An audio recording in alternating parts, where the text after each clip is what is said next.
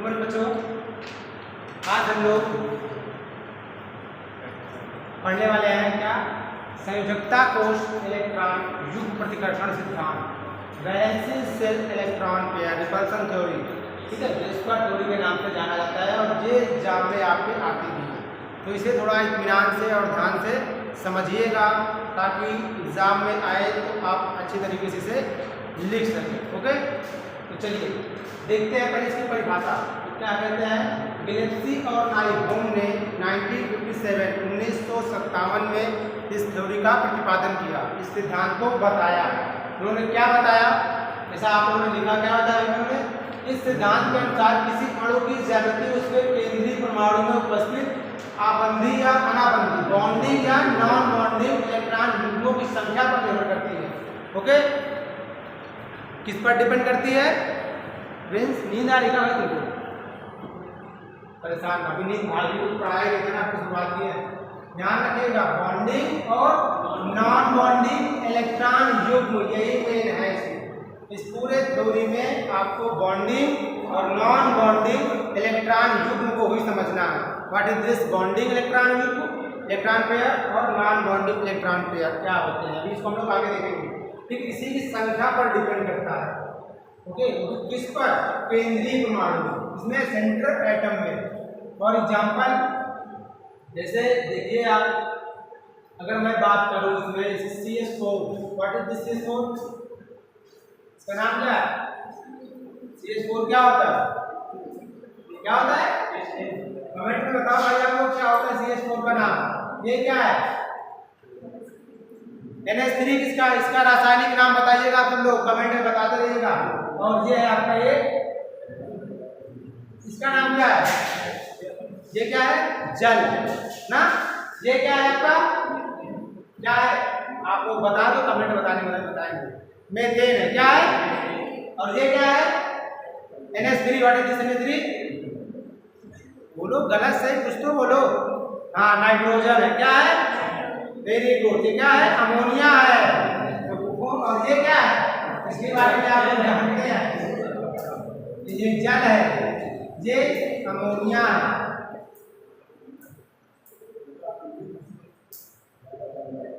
और ये क्या है? मीथेन। इसमें केंद्रीय परमाणु कौन है बताइएगा? अमोनिया या मीथेन या जल में केंद्रीय परमाणु किसे कहेंगे हम? केंद्रीय परमाणु जानते हैं आप लोग? केंद्रीय परमाणु जानते हैं आप लोग भाई? केंद्रीय परमाणु किसे कहते हैं? जो केंद्र में हो, सेंटर में हो, जिससे दूसरा परमाणु आके जुड़े। जैसे अमोनिया में कौन आगे जुड़ रहा है? कार्बन जुड़ रहा है कि हाइड्रोजन जुड़ रहा है? बताइए। इस मीथेन में हाइड्रोजन जुड़ रहा है कि कार्बन जुड़ रहा है? कौन जुड़ रहा है? हाइड्रोजन जुड़ रहा है। किससे जुड़ रहा है? कार्बन से आके जुड़ रहा है।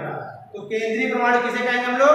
कार्बन को कहेंगे, कार्बन को कहेंगे। ठीक है ना, कार्बन से आकर के कौन जुड़ रहा है आपका? हाइड्रोजन जुड़ रहा है। वो कितने हाइड्रोजन? 4 हाइड्रोजन। कितने? 4 हाइड्रोजन। ओके, अमोनिया में केंद्रीय परमाणु कौन है? अमोनिया में केंद्रीय परमाणु कौन है? तो अमोनिया में केंद्रीय परमाणु आपका कौन है? नाइट्रोजन है। कौन है? नाइट्रोजन है। नाइट्रोजन से 3 हाइड्रोजन आकर के जुड़ते हैं, नाइट्रोजन से 3 हाइड्रोजन आके जुड़ते हैं और एक लोन पेयर, एकाकी इलेक्ट्रॉन युग्म बचता है। अभी कैसे आता है सब बताएंगे, आप लोग बस वीडियो को बिना स्किप के देखते रहिएगा। ओके, जल की बात करते हैं, इसमें केंद्रीय परमाणु कौन है? तो इसमें केंद्रीय परमाणु कौन है? तो ऑक्सीजन है। ऑक्सीजन से आकर के 2 हाइड्रोजन जुड़ते हैं। ठीक है, और इसमें 2 लोन पेयर बनते हैं। कैसे है, क्या है, क्यों आया, कहाँ से है, इतना परेशान होने की जरूरत नहीं है। आप वीडियो में अंत तक बने रहेंगे तो सारा कंसेप्ट क्लियर हो जाएगा। ओके, आपको कंटिन्यू वीडियो को देखते रहिए और कंटिन्यू क्लास पे अटेंड करिए। जो बच्चे क्लास करने नहीं आ रहे हैं उनसे मैं कहना चाहूँगा कि आप लोग क्लास करने के लिए आए। क्लास में आएंगे तो आपकी बॉन्डिंग हमसे अच्छी हो जाएगी। ऑनलाइन में उतनी अच्छी बॉन्डिंग नहीं हो पाती है, चीज़ें समझ में नहीं आती है। ओके, कमेंट करेंगे, हम लोग कमेंट देखेंगे तो रिप्लाई देंगे, नहीं देंगे तो कोई बात नहीं। क्योंकि इसका ऑनर कोई और है, हम लोग वीडियो बना के अपलोड कर देते हैं, इसका ऑनर कोई और होता है। अभी बात समझ में आई, केंद्रीय परमाणु कौन है इसमें। जैसे अगर मैं आपसे बात करूं इसमें CO2 में केंद्रीय परमाणु किसे कहेंगे आप? CO2 में केंद्रीय परमाणु कौन है? ये है क्या वैसे CO2? क्या नाम है इसका? Carbon dioxide. तो भैया देखिए ये सब रासायनिक नाम तो याद करके रखिए थोड़ा थोड़ा ना। इसका क्या नाम है बताइए, इसका नाम क्या है? H2SO4 का, H2SO4 का क्या नाम है? Hydrogen sulphide. वाह वाह मेरे बहादुर देश के नौजवानों, आप लोग देश के भविष्य हैं और उन लोगों का भविष्य गर्त में जा रहा है, तो मेरे देश का भविष्य क्या होगा? इसका नाम क्या है? क्या नाम है इसका? सल्फ्यूरिक अम्ल। सल्फ्यूरिक अम्ल नाम है, ठीक है। अम्लों का राजा बोलते हैं इसको। चलिए आगे चलते हैं। अभी हम लोग बात कर रहे थे वेस्पर थ्योरी की। अभी केंद्रीय परमाणु क्या है, क्लियर हुआ? केंद्र में जो चीज होगा वही उसी के साथ जो बॉन्डिंग इलेक्ट्रॉन होंगे, जो नॉन बॉन्डिंग इलेक्ट्रॉन होंगे, उनकी संख्या डिपेंड करेगी इस पर, केंद्रीय परमाणु के ऊपर, ठीक है। केंद्रीय परमाणु इन इलेक्ट्रॉन युग्मों को इस प्रकार से व्यवस्थित करता है। कौन? केंद्रीय परमाणु जो चाहे अनाबंधी हो चाहे बंधी हो, चाहे बॉन्डिंग हो चाहे नॉन बॉन्डिंग इलेक्ट्रॉन युग्म हो, इनको इस प्रकार से व्यवस्थित करता है कि इनका प्रतिकर्षण बल और ऊर्जा क्या हो? कम रहे। अर्थात अणु का स्थायित्व, स्टेबिलिटी, अणु की मॉलिक्यूल्स की स्टेबिलिटी बनी रहे, ठीक है। स्टेबिलिटी क्या हो? बनी रहे। प्रत्येक अणु की ज्यामिति भी होती है, हर अणु की, चाहे वो कोई सा भी अणु हो, चाहे जल का अणु हो, चाहे अमोनिया का अणु हो, चाहे मीथेन का अणु हो, किसी का भी अणु हो, उनकी एक अपनी अपनी ज्यामिति, आकार होता है, आकृति होती है, ठीक। अब इसे क्या कहते हैं हम लोग? जो खाली स्थान है, जो हेडिंग आपकी बनी है, हेडिंग कहते हैं। हेडिंग क्या है? संयोजकता, कोष, इलेक्ट्रॉन युग्म प्रतिकर्षण सिद्धांत। बार बार पढ़ने से अच्छा सीधा क्या पढ़ लेंगे इसको? VSEPR theory, okay. बहुत इंपॉर्टेंट थ्योरी है और ये एग्जामों में आती है। चलिए आगे चलते हैं और देखते हैं भाई आगे। अभी आपने इसका परिभाषा देखा, वेस्पर थ्योरी का परिभाषा थी। परिभाषा के आधार पर ये जाना हमने कि केंद्रीय परमाणु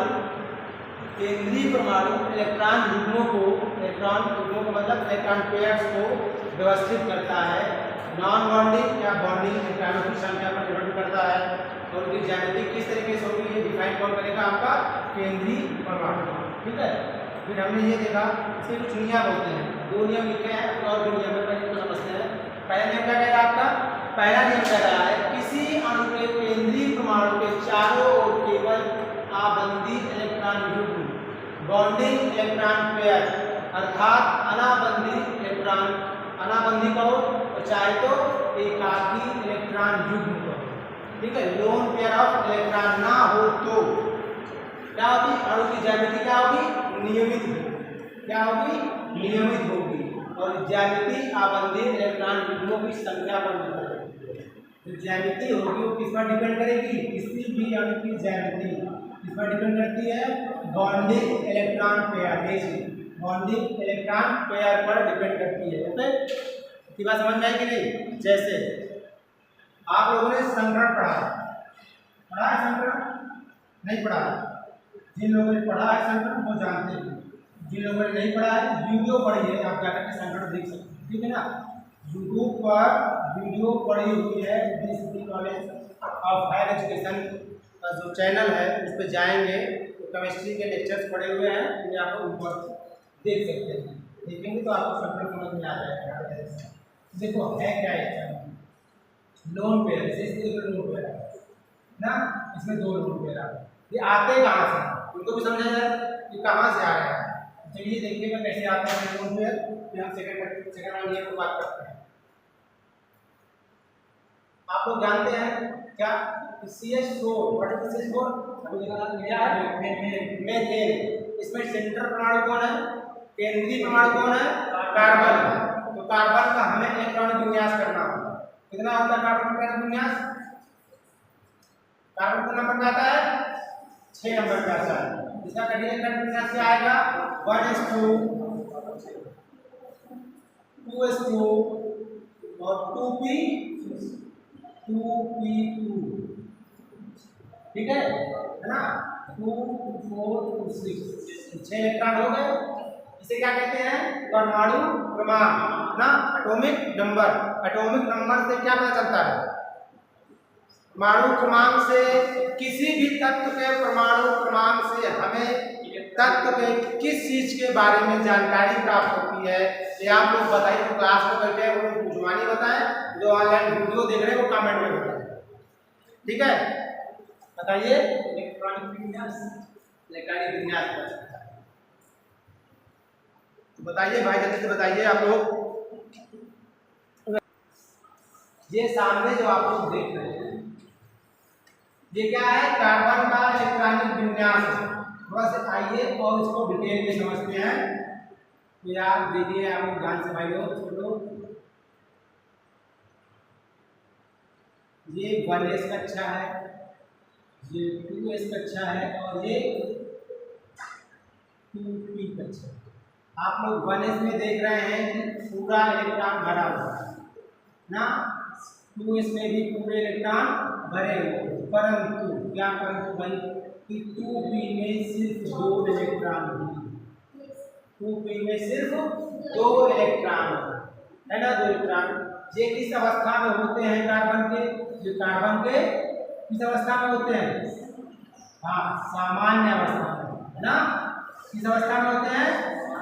अगर हम इसको एक्साइटेड स्टेट पे लाएं, उत्तेजित अवस्था में लाएं, तो होगा क्या?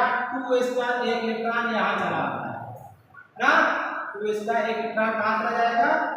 तो 2p के कक्षा में चला जाएगा यहाँ पर। तो अभी ये किस अवस्था में है? ये किस अवस्था में है भैया? उत्तेजित अवस्था में। किस अवस्था में है? उत्तेजित।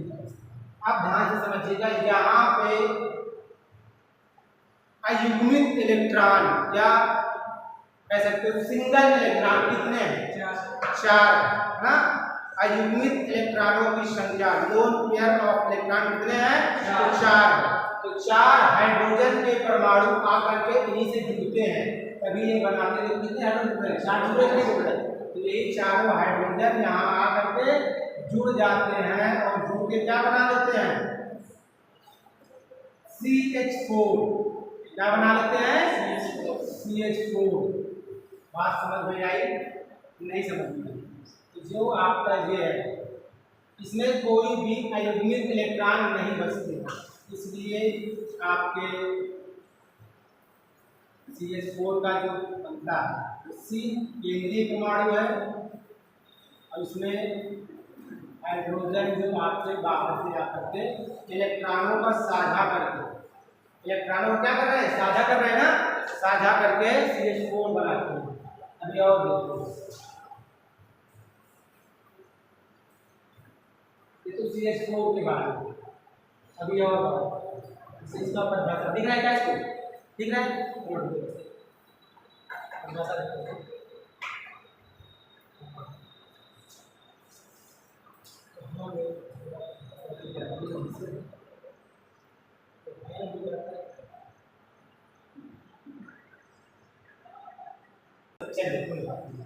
तो आपको इतनी बातें समझ में आ गई हैं? यहाँ तक किसी को डाउट नहीं है?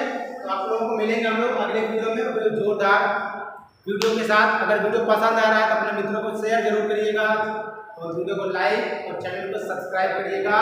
और मिलते हैं एक नई वीडियो, नई उमंग, नई तरंग और नए जोश के साथ। तब तक के लिए नमस्कार, जय हिंद।